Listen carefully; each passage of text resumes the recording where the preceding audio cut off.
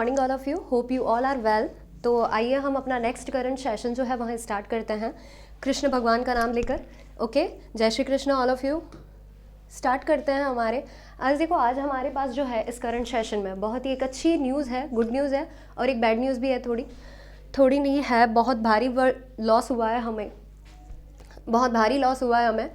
तो आज की जो गुड न्यूज़ है वहाँ ये है कि अंडर 19 वर्ल्ड कप जो है 2022 वो हुआ है, और उसमें जो इंडिया है वहाँ वोन हुआ है। और इंडिया ने किसको हराया है? तो इंडिया बीट इंग्लैंड को उसने हराया है by 4 wickets at the sir Vivian Richard stadium. अब यहाँ जो अंडर 19 वर्ल्ड कप है वहाँ कहाँ पर हुआ है? तो वहाँ एंटीगुआ में हुआ था, जो कि नॉर्थ अमेरिका की साइड में पड़ता है। और यहाँ किसने किसको हराया? तो इंडिया ने इंग्लैंड को हराया है 4 विकेट से। और यहाँ कहाँ पर हुआ है? तो ये इंपॉर्टेंट है, सर विवियन रिचर्ड स्टेडियम जो है एंटीगुआ में वहाँ पर हुआ है। Earlier India had won the under 19 world in 2000, 2008, 2012 and 2018। यानी कि जो इंडिया है उसने अपना ये, अगर बात कही जाए तो 5वीं बार जो है उसने यहाँ टाइटल जीता है। उससे पहले जो है वहाँ कब तक जीत चुका है, कितने जीत चुका है? तो यही अंडर 19 जो वर्ल्ड कप है वहाँ 2000, 2008 और 2012 और 2018 में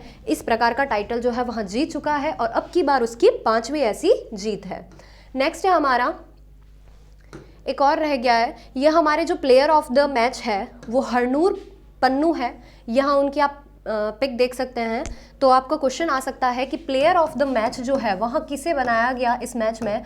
तो ये प्लेयर ऑफ द मैच जो है वहाँ बनाया गया है हरनूर पन्नू को, जिसकी आप ये पिक देख सकते हैं। और जो अंडर 19 है वहाँ इंडिया ने जीता है। नेक्स्ट हमारी बहुत ही लॉस हुआ है हमारे संगीत की जो इंडस्ट्री है उसको। लता मंगेशकर जी जो है वहाँ पासेस अवे जो है 92, 92 साल की उम्र में। आप सभी को पता है कि उनका जो है वहाँ निधन हो चुका है। तो ये जो लता मंगेशकर जी है वो क्या यहाँ इंडिया में ही फेमस एक कलाकार थी? जी नहीं, बिल्कुल हॉलीवुड में भी यहाँ जा चुकी है। तो आप उनका देख सकते हैं कि 92 की उम्र में वो जो है उनका डेथ हुआ है। The singer called the Nightingale, इनको क्या उपाधि दी गई है? तो नाइटिंगेल की जो है वहाँ इनको उपाधि भी दी गई है। तो अगर क्वेश्चन अभी हो सकता है कि आ जाए एग्जाम में,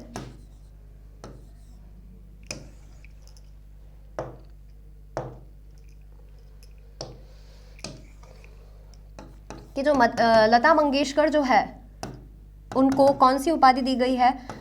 तो उनको नाइटिंगेल की उपाधि भी दी गई है। इनको दादा साहब फाल्के अवार्ड, ये जो भारत रत्न है, कौन कौन से अवार्ड इनको अगर मिले हैं इनकी बात की जाए तो इनको जो है वहाँ दादा साहब एक तो फाल्के अवार्ड मिला है। उसके बाद में अगर बात की जाए भारत रत्न से ये सम्मानित है, पद्म विभूषण इनको मिला गया है, पद्म भूषण से सम्मानित है। तो मतलब कितनी अच्छी जो जानी मानी हस्ती है उनका निधन हुआ है। वैसे एक ना एक दिन जाना तो सभी को है।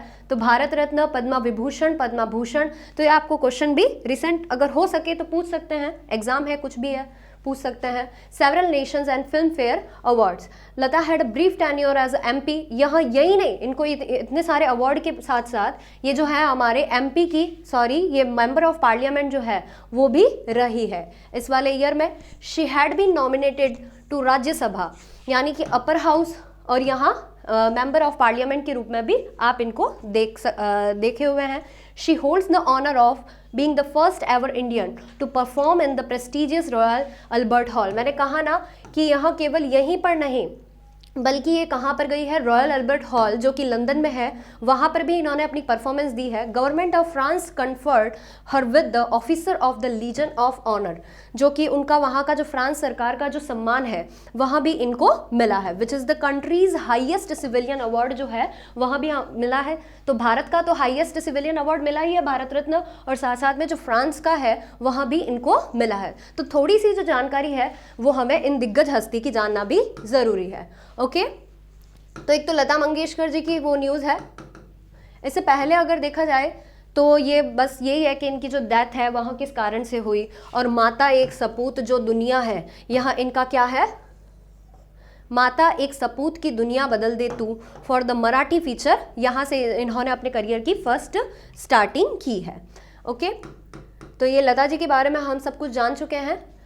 अब हमारा फर्स्ट क्वेश्चन जो है वहाँ आप देख सकते हैं कि 2022 में विश्वविद्यालय अनुदान आयोग यूजीसी के नए अध्यक्ष के रूप में किसे नियुक्त किया गया है। तो UGC, you all know about that कि यूजीसी क्या है। अब उनके जो नए अध्यक्ष हैं, पहले जो थे वहाँ दिसंबर में, हाल ही में यहाँ दिसंबर से आप देख सकते हैं ये सीट जो है वहाँ खाली चल रही थी। तो अब जो है एम जगदीश कुमार जो है उनको हाल ही में अपॉइंट किया गया है, ये उनकी पिक है। ये जो है जवाहरलाल नेहरू यूनिवर्सिटी जो है उनके यहाँ क्या है, वाइस चांसलर थे।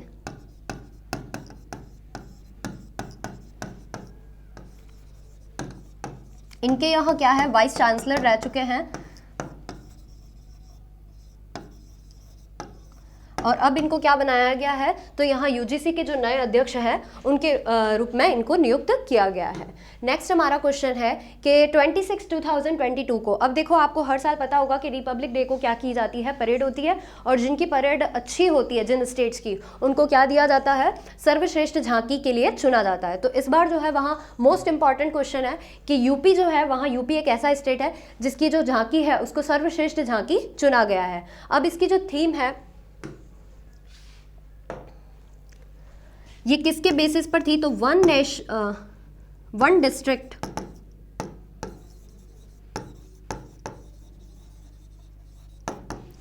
And Kashi Vishwanath Dham.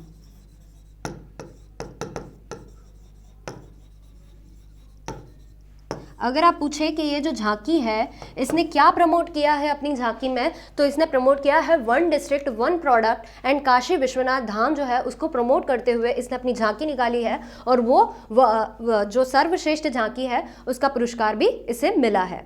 Okay, तो यूपी की जो है वहाँ झांकी सर्वश्रेष्ठ चुनी गई है। अगर आप देखें तो अब जो है सरकार ने एक नया अवार्ड भी निकाला है जिसको हम क्या बोलते हैं, पॉपुलर चॉइस कैटेगरी अवार्ड। एक तो अगर क्वेश्चन आ जाए कि आपको सर्वश्रेष्ठ झांकी का पुरस्कार किसे मिला है, तो हमारा आंसर होगा यूपी। और अगर आ जाए कि the popular choice category award जो है वो भी हाल ही में न्यू इंट्रोड्यूस हुआ है, लिखा हुआ ना introduce for the first time, तो फर्स्ट टाइम है तो फर्स्ट टाइम जो भी चीज़ होती है वो इंपॉर्टेंट होती है। ओके, तो फर्स्ट टाइम जो है इसे इंट्रोड्यूस किया गया है 2022 के टाइम में ही। और यहाँ पर जो पॉपुलर चॉइस कैटेगरी अवार्ड है ये कैसे किया गया है कि देखो क्या होता है कि जैसे कि हम जो हमारी जो जनरल पब्लिक लोग हैं वो भी अब क्या कर सकती है, अपना वोट कर सकती है। ओके, तो वो भी वोट कर सकती है और उससे पता लग सकता है कि जो मतलब जनता का भी कुल मिलाकर के योगदान हो रहा है यहाँ पर। Where in general public was invited, यही मैंने अभी बात बोली कि जो जनरल लोग, जो पब्लिक लोग हैं वो भी क्या होंगे, इस इनवाइट होंगे ताकि वो भी अपना क्या कर सके, वोट दे सके और ये अवार्ड मिल सके। The best marching contingents and best जो झांकी का जो अवार्ड है through the my government platform, ये जो है इसके माध्यम से क्या करवाया गया है, वोटिंग करवाई गई है। तो वोटिंग भी तो करवानी ज़रूरी है ताकि तभी पब्लिक वगैरह लोग जो होंगी वहाँ से जुड़ेगी। तो ये जो माई गवर्नमेंट प्लेटफॉर्म है इसके माध्यम से एक ऑनलाइन पोल जो है वहाँ कंडक्ट करवाया गया है और फिर ये जो है सारे डिसीजंस, मतलब जो सारे रिजल्ट्स हैं वो उनके थ्रू ही कंडक्ट किए हैं। जैसे best marching contingent among 3 services, देखो सबसे पहले तो क्वेश्चन आपको पूछ सकते हैं कि जो फर्स्ट टाइम है वहाँ कौन सा अवार्ड दिया है, तो the popular choice category award. अब इसमें जो है वह बेस्ट मार्चिंग कंटिजेंट जो है 3 सर्विसेज होती है, उसमें से जो सबसे बेस्ट मार्च वाला जो अवार्ड है वहाँ किसे मिला है, तो इंडियन नेवी जो है उसको मिला है। नेक्स्ट आता है कि जो बेस्ट स्टेट की अगर बात की जाए, सबसे अच्छी झांकी जो है वहाँ कौन से राज्य ने अगर इसके अकॉर्डिंग दी है, किसके, पीपल चॉइस कैटेगरी अवार्ड के अकॉर्डिंग है, तो उसका नाम आएगा महाराष्ट्र का। किसका नाम आएगा, महाराष्ट्र का। और बाकी सर्वश्रेष्ठ झांकी कौन सी है, तो वह यूपी की है। और अगर इस अवार्ड के अंतर्गत किसकी है, तो वह है महाराष्ट्र की, जिसकी थीम क्या है, बायोडाइवर्सिटी जिसकी थीम क्या है, biodiversity and state bio symbols of Maharashtra. Maharashtra में जैव विविधता है तो बायोडाइवर्सिटी ये इसकी थीम रखी है। ओके, अब बात आती है कि एक तो मार्च में दे दिया जो बेस्ट अवार्ड था, फिर उसके बाद में स्टेट का भी बता दिया। अब आपको पता है कि जो मिनिस्ट्री ऑफ एजुकेशन है, अभी एजुकेशन पॉलिसी आई थी, तो उस एजुकेशन, जो मिनिस्ट्री ऑफ एजुकेशन है और जो मिनिस्ट्री ऑफ सिविल एविएशन है, कौन से दो है? मिनिस्ट्री ऑफ एजुकेशन और ministry of civil aviation has been declared as joint winner. इन दोनों को भी क्या बनाया गया है? इन दोनों को भी जो है वहाँ जॉइंट विनर बनाया गया है। कौन सी कैटेगरी में? तो यहाँ है सेंट्रल मिनिस्ट्री एंड डिपार्टमेंट्स को लेकर इनको जॉइंट विनर बनाया गया है। ओके, जिन्होंने हाल ही में अपनी एजुकेशन पॉलिसी एक ने तो लॉन्च की है, और जो सिविल एविएशन है उसने क्या लॉन्च किया है? तो उसने अपना जो थीम है वहाँ उड़े देश का आम नागरिक, आपने सुना है? तो ये जो उड़े देश का आम नागरिक और जो नेशनल एजुकेशन पॉलिसी, इन दोनों ने अच्छा काम किया है, तो इनको भी क्या मिला है? अवार्ड मिला है। कौन से, किनको जॉइंट विनर बनाया गया है? तो ministry of education and ministry of civil aviation. और जो फर्स्ट है मार्च में किसको मिला है? तो वो इंडियन नेवी को मिला है, और जो महाराष्ट्र जो है वहाँ उसे बेस्ट स्टेट के रूप में मिला है। नेक्स्ट है हमारा आर्थिक think tank centre for monitoring Indian economy द्वारा जारी आंकड़ों के आधार पर जनवरी 2022 में भारत में बेरोजगारी मार्च 2021 के बाद सबसे कम थी। जनवरी 2022 में बेरोजगारी की दर जो है वहाँ कितनी दर्ज की गई है? देखो क्वेश्चन हमारा ये है कि ये बोल रहा है क्वेश्चन के अकॉर्डिंग कि जो भारत में बेरोजगारी की दर जो है ना वो मार्च 2021 के बाद क्या हुई है? उसमें गिरावट आई है। तो जो जनवरी 2022 में आपकी बेरोजगारी की दर है वो आप बताइए आपके इनके आर्थिक थिंक टैंक सेंटर फॉर इनके जरिए कितनी है? ओके, तो यहाँ जो है 6.57% इसका करेक्ट आंसर है। अगर देखा जाए तो सबसे अब हम ये भी लेकर चलते हैं कि जो सबसे कम है बेरोजगारी, इसके अकॉर्डिंग, अगर इसके अकॉर्डिंग देखा जाए तो सबसे कम बेरोजगारी जो है, सबसे लोएस्ट जो बेरोजगारी है वो कहाँ पर है, किस स्टेट में दर्ज की गई है, और सबसे अधिक जो है वह कहाँ पर दर्ज की, दोनों की हम बात कर लेते हैं। तो सबसे ज़्यादा जो बेरोजगारी दर्ज की गई है वह उसमें आते हैं हरियाणा फर्स्ट नंबर पे, और राजस्थान, ये सारे स्टेट्स आते हैं जिनमें सबसे अधिक बेरोजगारी है। और सबसे जो कम है वहां बेरोजगारी जो है वहां तेलंगाना में है, और एक हमारे है, एक ही तेलंगाना में जो है वहां सबसे कम बेरोजगारी रखी गई है, और सबसे अधिक जो है वहां हरियाणा में आती है। और जनवरी के अकॉर्डिंग कितनी बेरोजगारी है? तो 6.57% जो है वहां बेरोजगारी की दर है। इंपॉर्टेंट है, तो ये सबसे अधिक और सबसे कम भी लेकर चलना। फिर उसके बाद में हमारा नेक्स्ट क्वेश्चन है कि राहुल भाटिया को हाल ही में किस एयरलाइन कैरियर का प्रबंध निदेशक जो है वहां नियुक्त किया गया? आप इंडिगो देख सकते हैं, आंसर में भी क्या है? इंडिगो। राहुल भाटिया जो है वो ऐसा बनने वाले क्या है? पहले मैनेजिंग डायरेक्टर है। इससे पहले इंडिगो ने अपना मैनेजिंग डायरेक्टर जो है वहां किसी को भी नियुक्त नहीं किया। राहुल भाटिया जो है वह कौन है? पहले ऐसे व्यक्ति हैं जिनको इसमें मैनेजिंग डायरेक्टर यानी कि प्रबंध निदेशक जो है उसके रूप में इनको नियुक्त किया गया है। नेक्स्ट जो है हमारा क्वेश्चन, नीरज चोपड़ा की जीवनी, गोल्डन बॉय नीरज चोपड़ा के जो लेखक हैं वह कौन है? नवदीप सिंह गिल आंसर है। इनको आप देख सकते हैं। अब जो नीरज चोपड़ा है वो आप सभी को पता है कि नीरज चोपड़ा अभी कुछ ज़्यादा ही आ रहे हैं एग्जाम में, इनसे क्वेश्चन भी मिलेगा। एक तो ये कौन है? तो ओलंपिक में गोल्ड दिलाने वाले हैं, और गुड डॉट के ब्रांड एम्बेसडर भी यही है, और गोल्ड जिताने वाले हैं। इनको हाल ही में पद्मश्री जो है उस अवार्ड से इनको पद्मश्री भी इनको मिलेगा। गुड डॉट के यहाँ ब्रांड एम्बेसडर है। तो ये सारी जो चीज़ें हैं वो भी रिलेट करके चलते हैं। अब ये जो नीरज चोपड़ा की जीवनी है वो किसने लिखी है? तो नवदीप सिंह गिल ने लिखी है। ये कौन है? तो यहाँ स्पोर्ट्स के जो ऑथर होते हैं ये वही है। तो स्पोर्ट्स के जो ऑथर है वह कौन है? नवदीप सिंह गिल है। नेक्स्ट क्वेश्चन है, ग्राफिक उपन्यास अथर्व द ओरिजिन के लेखक कौन है जिससे क्रिकेटर महेंद्र सिंह धोनी को सुपर हीरो अथर्व के रूप में चित्रित किया है? आप ये देख सकते हैं पिक, जिसमें धोनी की पिक जो है वहाँ क्लियर दिखाई दे रही होगी। तो यहाँ पर जो धोनी है उसको पोर्ट्रेट किया गया है किसके लिए? ग्राफिक उपन्यास अथर्व के लिए। उसके लेखक कौन है? तो रमेश तमिल मानी है। इन दोनों की पिक भी आपको साथ में दिख रही है। तो जो अथर्व है उसमें किसको पोर्ट्रेट किया है? तो वहाँ धोनी को पोर्ट्रेट किया है। नेक्स्ट क्वेश्चन है कि किस भारतीय बल्लेबाज ने बल्लेबाजों के लिए आईसीसी महिला वनडे खिलाड़ी रैंकिंग में दूसरा स्थान हासिल किया है? तो वह किया है मिथाली राज, जो कि कहाँ की है? जोधपुर से बिलोंग करती है।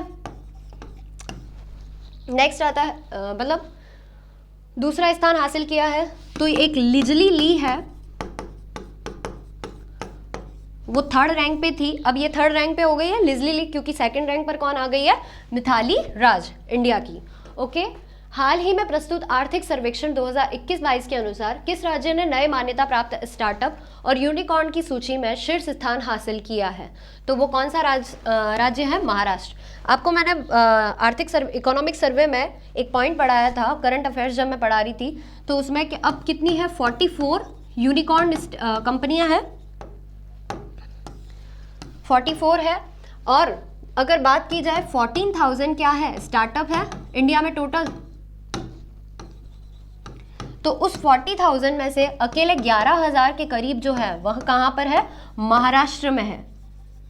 तो महाराष्ट्र ने ये क्या किया है, शीर्ष स्थान अपना जो है वहाँ हासिल किया है। और यूनिकॉर्न क्या होती है जिनकी जो वैल्यूएशन होती है, जिनकी वैल्यूएशन कितनी होती है, $1 बिलियन से क्या होती है, $1 बिलियन की होती है, तो उनको क्या बोला जाता है, यूनिकॉर्न कंपनी में शामिल किया जाता है। जिसमें अभी चेन्नई की जो सुपर किंग्स थी वो भी स्पोर्ट्स कंपनी क्या हुई है, शामिल हुई है सबसे पहली।